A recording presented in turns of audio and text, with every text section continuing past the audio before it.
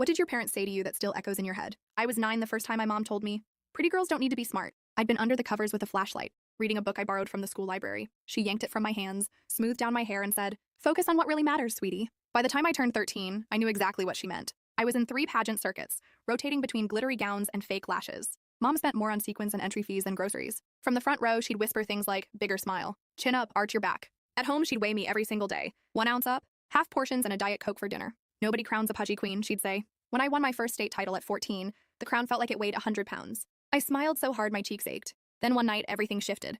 I found Mom's old yearbook in a dusty box in the closet. And there she was, in every club photo. Debate, science team, even chess. Her senior quote, a Marie Curie line about passion and purpose. I brought it up the next morning. She barely looked at it. Something flickered in her eyes. Regret. Pain. That girl, she snapped, was invisible. No one noticed her. Then she grabbed my face gently. But everyone sees you? What she didn't know was, I'd been secretly studying for the SAT between rehearsals. My scores came back in the 98th percentile. I hid the letter in my sock drawer, right next to a stack of college brochures I'd collected in silence. But the night before the Miss Teen America finals, Mom found them while putting away laundry. She stormed in, waving a Harvard brochure like it was contraband. You're throwing everything away. Everything we've built. My voice shook, but I stood my ground. I want to study astrophysics. She laughed, sharp and cold. Stars are for wishing on, not studying.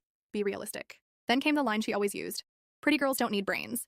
I cut her off. Yeah, I know. You've been saying that my whole life. But what if I want both? She blocked the doorway. We have final rehearsal. I stared at her, really looked. Past the makeup and high heels. I saw the tired eyes, the fear she tried to cover up with mascara.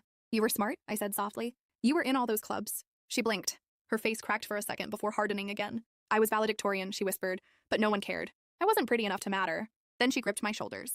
I just don't want that for you. I'm protecting you from being invisible. I gently pulled her hands away. But Mom, on those stages I don't feel seen. I feel displayed. Then I asked her something I hadn't before. Did someone tell you that you couldn't be both? Smart and beautiful? She went still. Then whispered, my mother did. Said she was too plain for vanity. So she buried herself in books. And that's when it hit me. We were both trapped. Her mom pushed her one way and she'd pushed me the opposite. Both of us losing pieces of who we really were. I pulled out the letter from MIT, the one I'd been hiding. I got in, I said. She stared. When did you even apply? How'd you pay? I smiled. With my pageant winnings, there was silence. Then she laughed. Not the fake pageant laugh, but a real one. Raw, surprised.